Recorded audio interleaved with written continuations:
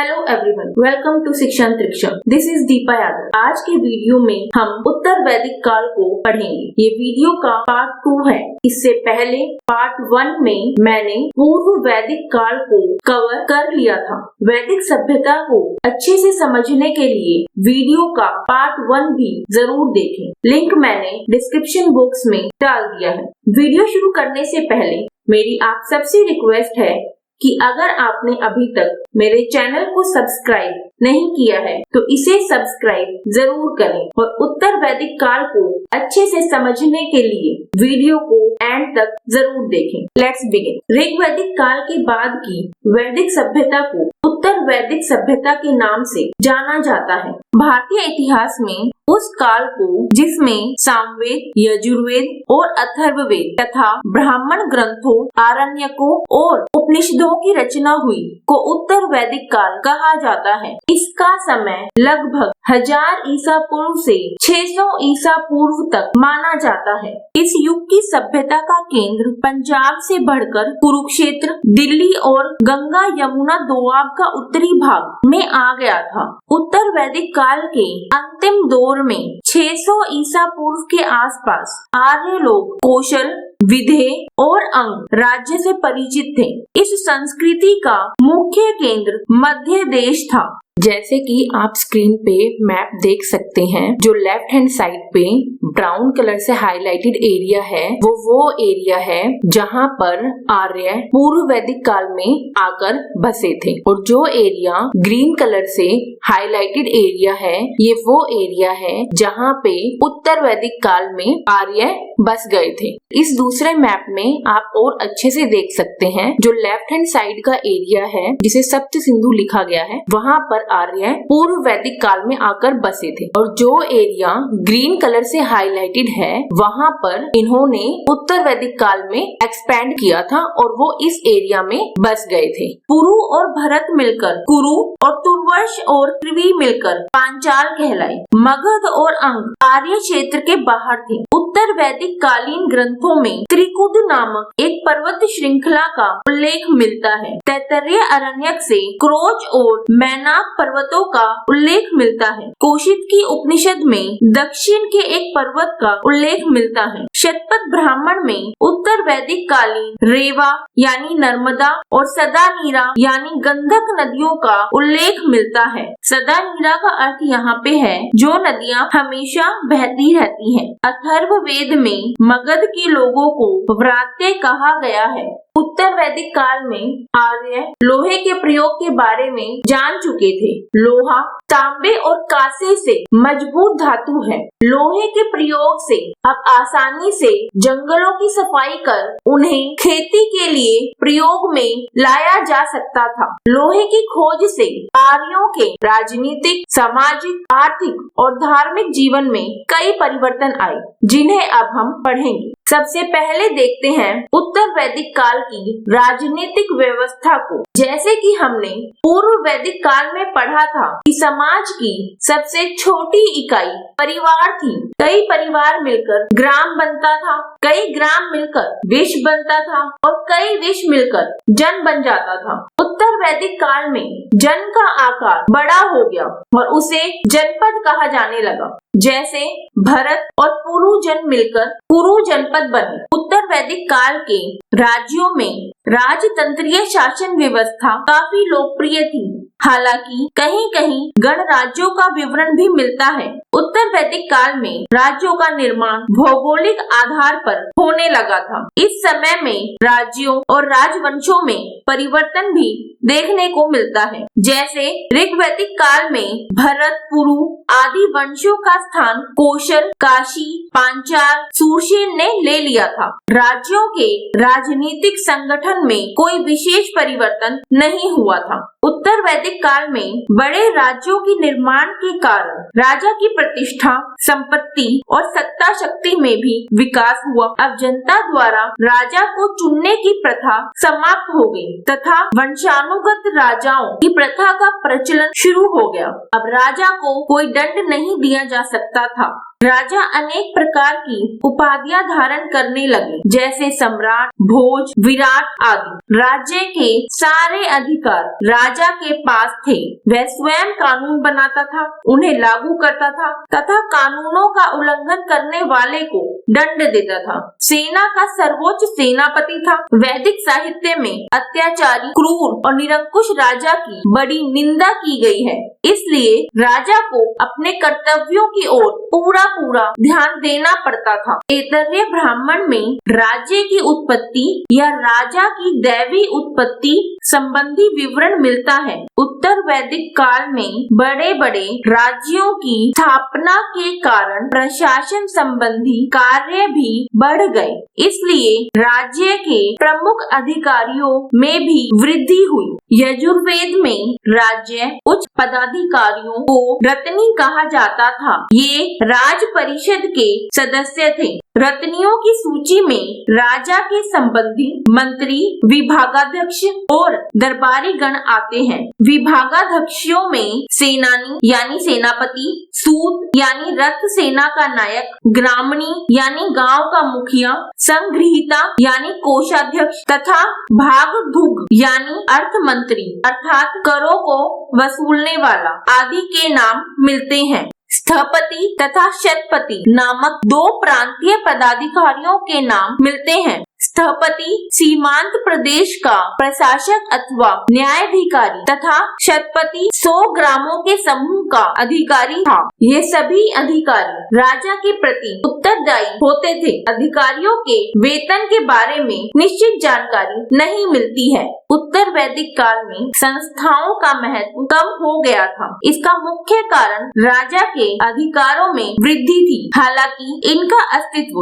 अब भी बना हुआ था। अथर्ववेद से पता चलता है कि सभा ग्राम संस्था थी और ग्राम के स्थानीय कार्य की देखरेख करती थी। विद्वानों का मानना है कि ग्राम सभा को अपने कार्य संचालन के लिए राज्य से आर्थिक सहायता प्राप्त होती थी। इस काल में समिति का स्वरूप भी परिवर्तित हो गया। अब यह राज्य की केंद्रीय संस्था की तरह काम करने लगी। सभा की भांति समिति में भी समस्याओं पर वाद विवाद होता था।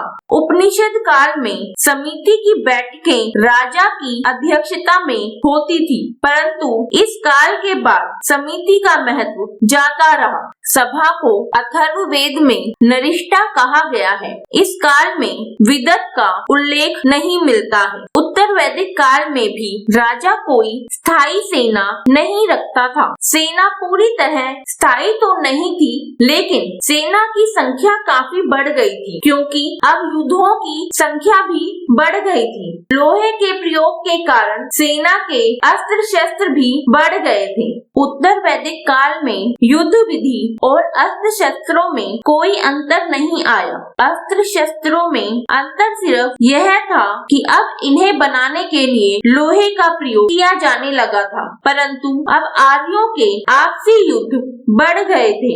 इससे सैनिकों का महत्व भी बढ़ गया था। ऋग्वैदिक समाज में युद्ध सामान्यतः नदी के तटों पर ही लड़े जाते थे, परंतु अब जहां भी विरोधी सेनाएं आमने सामने आ जाती थी, युद्ध शुरू हो जाते थे। युद्ध में छल कपट का सहारा नहीं लिया जाता था। शरण में आए शत्रु का वध नहीं किया जाता था। यहाँ तक कि निशस्त्र और असहाय लोगों पर वार नहीं किया जाता था। उत्तर वैदिक काल में राजा के न्याय संबंधी अधिकार भी बढ़ गए। अपराधियों को दंड देना राजा का प्रमुख कार्य माना जाता था। न्याय प्रदान करने के लिए राजा अपने अधीन एक न्यायाधीश को नियुक्त करता था। कानून सबके लिए समान थे, परंतु दंड देते समय अपराधी की स्थिति को भी ध्यान में रखा जाता था। अपराधियों को देश से बाहर निकालने, शारीरिक यातनाएं देने तथा आर्थिक जुर्माना भरने के दंड दिए जाते थे।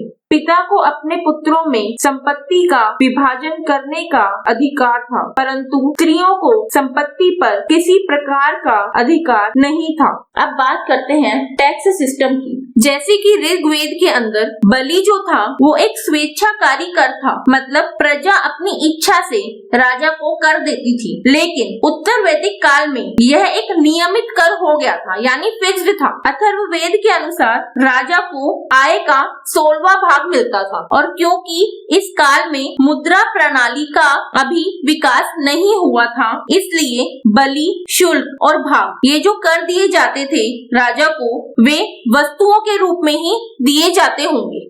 उत्तर वैदिक काल में राजा कई बड़े बड़े यज्ञ किया करते थे, जिससे वे अपने राज्य के सामर्थ्य और खुद की शक्ति का प्रदर्शन भी किया करते थे। यज्ञ जैसे राजसूय यज्ञ, यह राजा के राज्य अभिषेक हेतु होता था। इस अनुष्ठानिक यज्ञ से प्रजा को यह विश्वास हो जाता था कि उसके सम्राट को दिव्य शक्ति मिल गई है। इसमें सोम पिया जाता था। इस यज्ञ के दौरान राजा रत्नियों के घर जाता था। फिर था अश्वमेध यज्ञ। इस यज्ञ में राजा द्वारा छोड़ा गया घोड़ा जिन जिन क्षेत्रों से बिना किसी प्रतिरोध के गुजरता था, उन सभी क्षेत्रों पर राजा का अधिकार स्थापित हो जाता था, अर्थात यह शक्ति का घोतक था। यह राजकीय यज्ञों में सर्वाधिक प्रसिद्ध और महत्वपूर्ण यज्ञ था। यह यज्ञ राज्य के विस्तार करने के लिए किया जाता था। फिर था वाजपेय यज्ञ। इस यज्ञ में राजा रथों की दौड़ का आयोजन करता था, जिसमें राजा को सहयोगियों द्वारा विजयी बनाया जाता था। यह खाद और पान से संबंधित था। फिर था अग्निष्टोम यज्ञ। इस यज्ञ में सोम पिया जाता था तथा अग्नि को पशु बलि दी जाती थी। इस यज्ञ से पूर्व याज्ञिक व उसकी पत्नी 1 वर्ष तक सात्विक जीवन व्यतीत करते थे। ये सब यज्ञ इसलिए किए जाते थे ताकि राजा की शक्ति और प्रतिष्ठा का प्रदर्शन हो सके और उसे सहयोगी राज्यों और अपनी प्रजा का सहयोग मिल सके। इसी के साथ ही हमने आर्यों की राजनीतिक व्यवस्था के सारे इम्पोर्टेंट पॉइंट्स कवर कर लिए हैं। आइए अब देखते हैं आर्यों की सामाजिक व्यवस्था को। उत्तर वैदिक काल का समाज 4 वर्णों में बटा था: ब्राह्मण, क्षत्रिय, वैश्य और शूद्र। इस काल में यज्ञ का अनुष्ठान अत्यधिक बढ़ गया था, जिससे ब्राह्मणों की शक्ति में अपार वृद्धि हुई। इस काल में वर्ण व्यवस्था का आधार कर्म पर आधारित न होकर जाति पर आधारित हो गया था तथा वर्णों में कठोरता आने लगी थी। अब कोई भी व्यक्ति अपनी रुचि के अनुसार अपना व्यवसाय नहीं बदल सकता था। समाज में अनेक धार्मिक श्रेणियों का उदय हुआ, जो कठोर होकर विभिन्न जातियों में बदलने लगी। व्यवसाय अनुवांशिक होने लगे। ऐतरेय ब्राह्मण में चारों वर्णों के कर्तव्यों का वर्णन मिलता है। ब्राह्मण, क्षत्रिय तथा वैश्य, इन तीनों को द्विज कहा जाता था। ये उपनयन संस्कार के अधिकारी थे। चौथा वर्ण शूद्र उपनयन संस्कार का अधिकारी नहीं था और यहीं से शूद्रों को अपात्र यानी आधारहीन मानने की प्रक्रिया शुरू हो गई। शिल्पियों में रत्नकार आदि जैसे कुछ वर्गों का स्थान ऊंचा था और उन्हें यज्ञोपवीत पहनने का अधिकार प्राप्त था। सामान्यतः उत्तर वैदिक कालीन ग्रंथों में 3 उच्च वर्णों और शूद्रों के बीच विभाजक रेखा देखने को मिलती है। उत्तर वैदिक काल में केवल वैश्य ही कर चुकाते थे। ब्राह्मण और क्षत्रिय दोनों वैश्यों से वसूले राजस्व पर जीते थे और शूद्र बाकी तीनों की सेवा किया करते थे। यह माना जाता था कि शूद्रों का जन्म समाज के पहले 3 वर्ण जो कि ब्राह्मण, क्षत्रिय और वैश्य है, उनकी सेवा करने के लिए ही हुआ है। इस काल में ब्राह्मणों और क्षत्रियों के बीच श्रेष्ठता को लेकर संघर्ष देखने को मिलता है। इस काल के कुछ राजाओं ने ब्राह्मण को वर्ण व्यवस्था के अनुसार श्रेष्ठ न मानते हुए क्षत्रियों को सबसे श्रेष्ठ माना और ब्राह्मणों की सुप्रीमेसी को चैलेंज किया।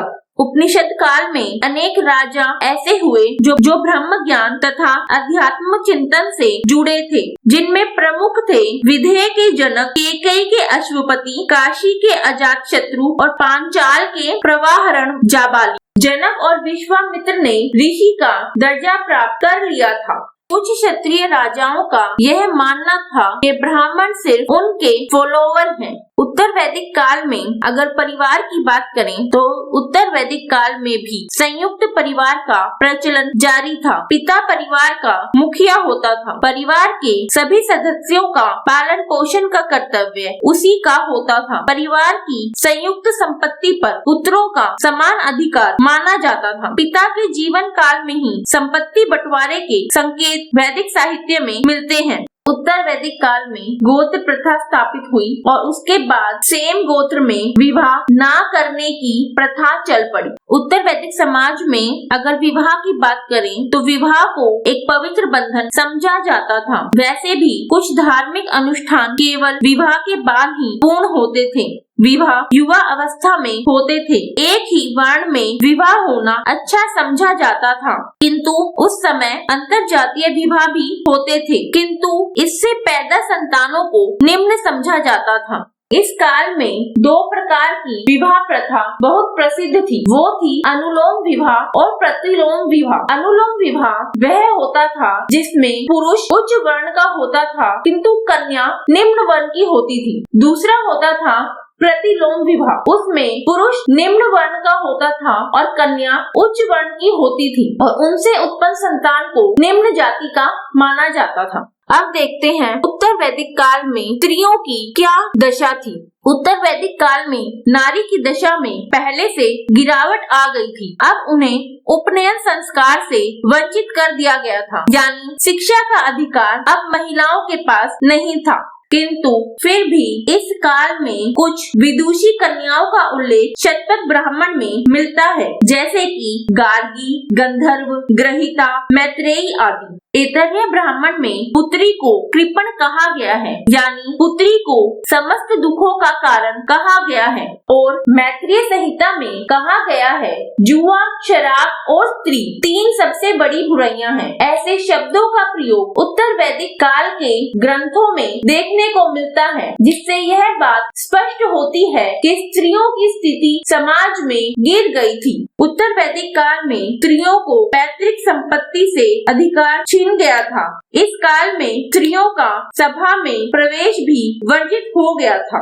अब देखते हैं उत्तर वैदिक काल में आश्रम सिस्टम को। आश्रम व्यवस्था उत्तर वैदिक कालीन आर्यों की एक महत्वपूर्ण विशेषता थी, जिसका वैज्ञानिक स्वरूप हमें आज तक विश्व की किसी अन्य सभ्यता में देखने को नहीं मिलता। इस काल के आर्यों ने अपने जीवन को 4 आश्रमों में बांटा था। वह थे ब्रह्मचर्य, गृहस्थ, वानप्रस्थ तथा संन्यास। प्रत्येक आश्रम का समय 25 वर्ष निश्चित किया गया था और मनुष्य की औसत आयु 100 वर्ष तक समझी जाती थी। मनुष्य प्रत्येक आश्रम में अलग भूमिका निभाता था।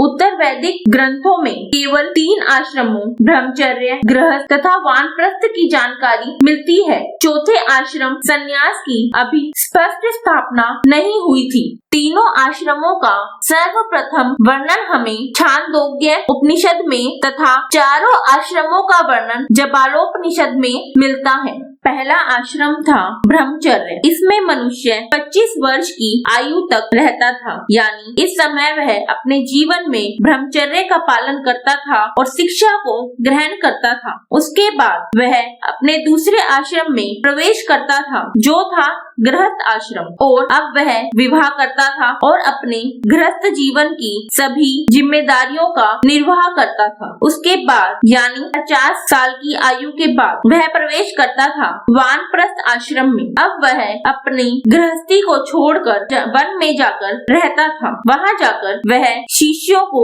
शिक्षा दिया करता था। उसके 25 साल बाद यानी 75 साल की आयु के बाद वह संन्यास आश्रम में प्रवेश करता था। अब वह अपने सभी सांसारिक कर्तव्यों को छोड़कर संन्यास लेता था और एकांत में वास करते हुए केवल और केवल धार्मिक कार्य ही करता था और अपनी मृत्यु का इंतजार विचार किया करता था।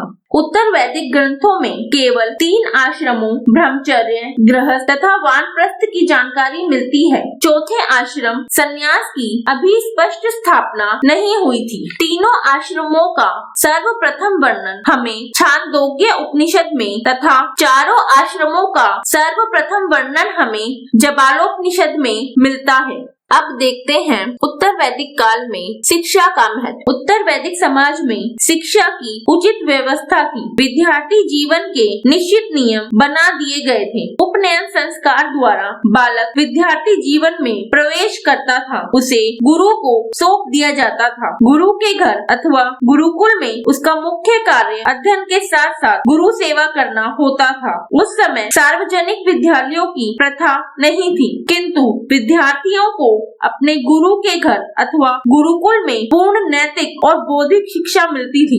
शिक्षा अब भी मौखिक ही दी जाती थी। इस प्रकार उत्तर वैदिक समाज में शिक्षा का स्तर काफी उन्नत था, किंतु उपनयन संस्कार का अधिकार शूद्रों और महिलाओं को नहीं था। अब देखते हैं उत्तर वैदिक कालीन आर्यों के मनोरंजन के साधन। उत्तर वैदिक काल में रथों की दौड़, घुड़दौड़, शिकार, चौपड़, संगीत, जुआ आदि के साथ साथ नए मनोरंजन के साधन भी प्रचलित थे। लोगों में संगीत और नाटक खेलना मनोरंजन का प्रमुख साधन माना जाता था। इस समय में शतंतु नामक वाद्य यंत्र का उल्लेख भी मिलता है, जिसमें 100 तार लगे रहते थे।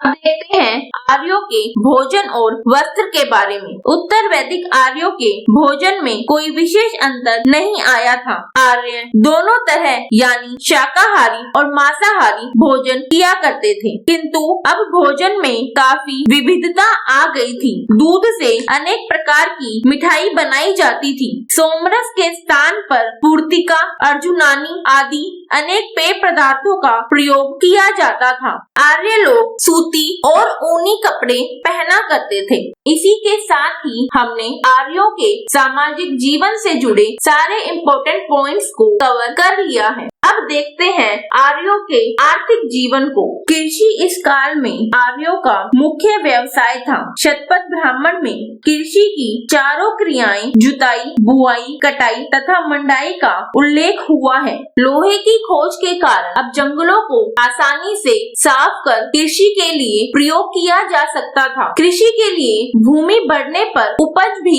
बढ़ने लगी थी और लोगों के पास अपनी जरूरत से ज्यादा उपज होती थी, जिससे अब उद्योग और व्यापार भी विकसित होने लगे थे। काटक संहिता में 24 बैलों द्वारा खींचे जाने वाले हल का उल्लेख मिलता है। ब्रीही यानी धान, यव यानी जौ, मांड यानी उड़द, मुदग यानी मूंग, गोधुम यानी गेहूं, मसूर आदि अनाजों का वर्णन यजुर्वेद में मिलता है। ऋग्वैदिक लोग जौ यानी यव पैदा करते थे, परंतु इस काल में उनकी मुख्य फसल धान और गेहूं हो गई थी।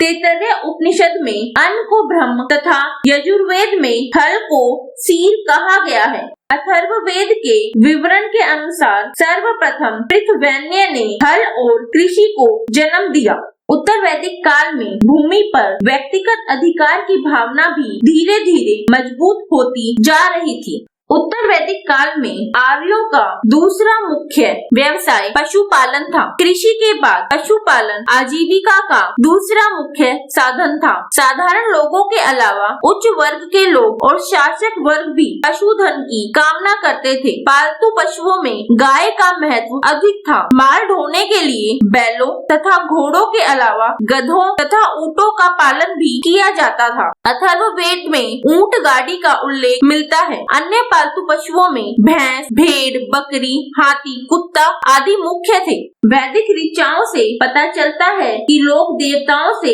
पशुओं की वृद्धि के लिए प्रार्थना करते थे, क्योंकि अब तक पशु ही उनकी चल संपत्ति का आधार थे।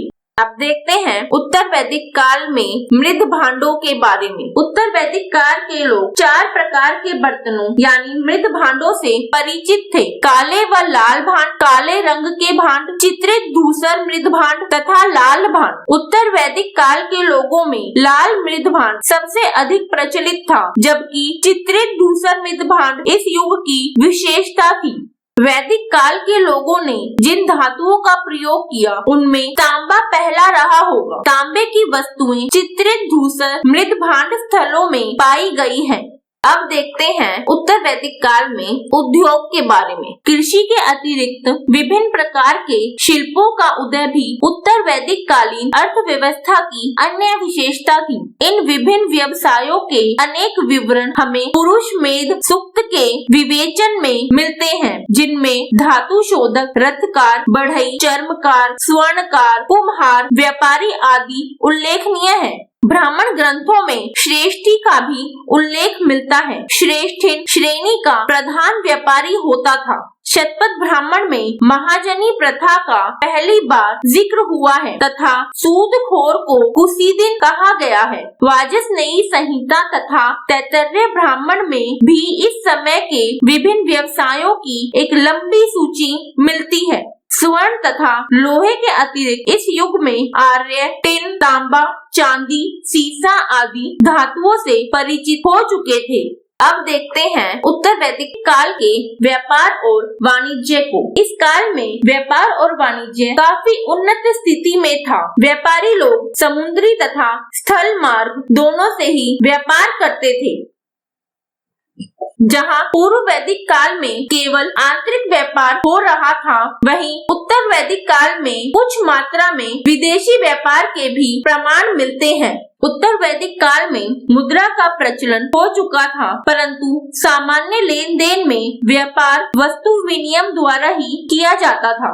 निष्क, सतमन, पाद, औशल आदि माप की भिन्न भिन्न इकाइयां थी। निष्क जो ऋग्वैदिक काल में एक आभूषण था, अब एक मुद्रा माना जाने लगा।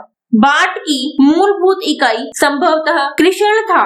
रतिका तथा गुंजा भी तोल की एक इकाई थी। प्राचीन काल की बाट पद्धति में रतिका का अत्यंत महत्वपूर्ण स्थान रहा है। यह बाट की शायद सबसे छोटी इकाई थी। निष्क का वजन 320 रत्ती होता था और शतमन का वजन 320 रत्ती ही होता था। एक रत्ती 1.8 ग्राम की होती थी और कृषण का वजन 1 रत्ती होता था। शतमन संभवतः चांदी की मुद्रा थी। शतपथ ब्राह्मणों में दक्षिणा के रूप में इसका वर्णन मिलता है। अथर्ववेद में चांदी का उल्लेख मिलता है। व्यापार प्रपण द्वारा संपन्न होता था, जिसमें लेन देन का माध्यम गाय एवं निष्क को बनाया जाता था। आर्थिक विकास के कारण उत्तर वैदिक काल के अंत में आते आते नगरों का भी विकास होना शुरू हो गया था, जबकि ऋग्वैदिक काल में कहीं से भी नगरीय जीवन देखने को नहीं मिलता है। इसी के साथ ही हमने आर्यों के आर्थिक जीवन के सारे इम्पोर्टेंट पॉइंट्स को कवर कर लिया है।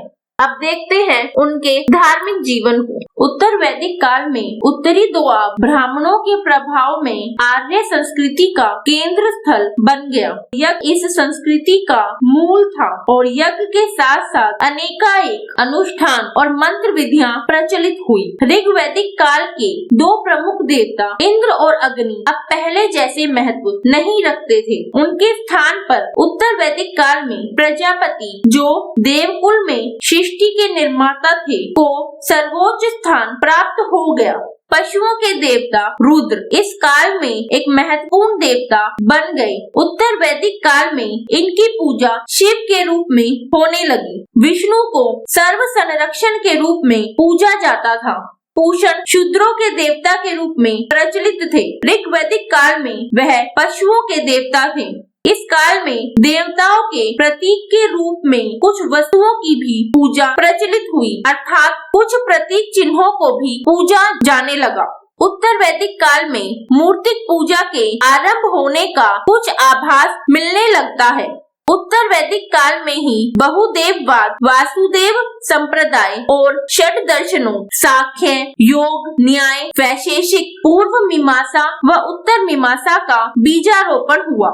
देवताओं की पूजा के मुख्य कारण अब भी भौतिक थे, यद्यपि पूजा पद्धति में बड़ा परिवर्तन हो गया था। स्तुति पाठ का प्रचलन पहले की तरह ही जारी रहा। यज्ञ घरों तथा बाहर दोनों रूपों में होते थे। यज्ञों का आयोजन प्राय ब्राह्मण पुरोहितों द्वारा किया जाता था। यज्ञों का महत्व बढ़ने से ब्राह्मणों की प्रधानता में भी वृद्धि हुई। इस काल में ब्राह्मणों ने कई बहुमूल्य रचनाएं रची। वैसे भी वे अपने आप को सच्चे ज्ञान का अधिकारी समझने लगे, क्योंकि उन दिनों ब्राह्मणों के बिना यज्ञ होने असंभव थे। इसलिए समाज में उनका आदर काफी बढ़ गया था।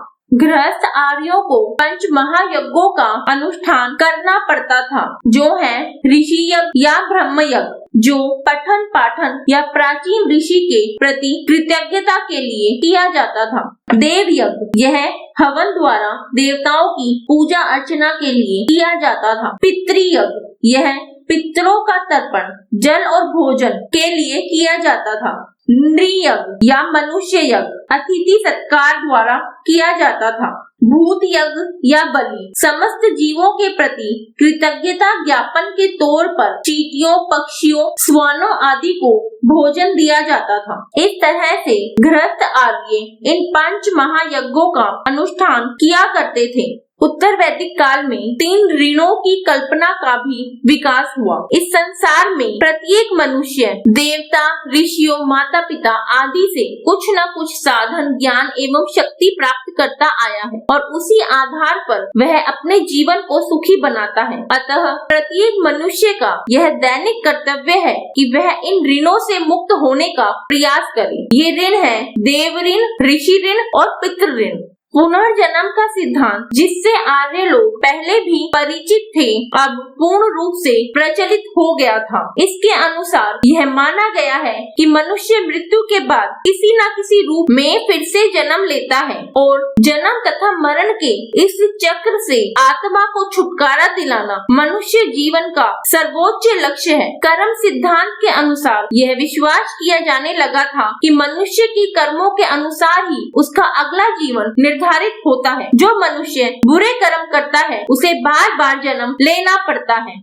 उत्तर वैदिक काल में लोगों में अंधविश्वास भी बहुत बढ़ गया था। अब वे भूतों व प्रेतों में अधिक विश्वास करने लगे थे और जादू टोना द्वारा भूतों को अपने नियंत्रण में करने का प्रयत्न करते थे। वैद्य लोग अथर्व वेद में मंत्रों को पढ़कर रोगियों का इलाज करते थे और ये कर्म कांड इतने बढ़ गए थे कि जब उपनिषदों की रचना की गई तब यज्ञों तथा कर्म कांडों की निंदा की गई और इसी आलोचना का प्रभाव ये पड़ा कि समाज में एक वर्ग उभर कर आया जो इन यज्ञ कर्म कांडों से दूर होना चाहते थे और इन्हीं लोगों को एक नई दिशा दी थी गौतम बुद्ध और महावीर जैन ने, जो कि नए धर्मों को जन्म देते हैं, बौद्ध धर्म और जैन धर्म। ये सारी ही वो परिस्थितियां थी जो बौद्ध धर्म और जैन धर्म की उत्पत्ति का कारण बनी थी। इसी के साथ ही हमने आर्यों के धार्मिक जीवन के भी सभी इम्पोर्टेंट पॉइंट्स को कवर कर लिया है। इसी के साथ ही हमने उत्तर वैदिक काल के सारे इम्पोर्टेंट पॉइंट्स को कवर कर लिया है। आई होप वीडियो आपको इंफॉर्मेटिव लगा होगा। अगर वीडियो आपको पसंद आई तो इसे लाइक, शेयर एंड सब्सक्राइब करना ना भूलें। Thank you for watching शिक्षांतरिक्षा।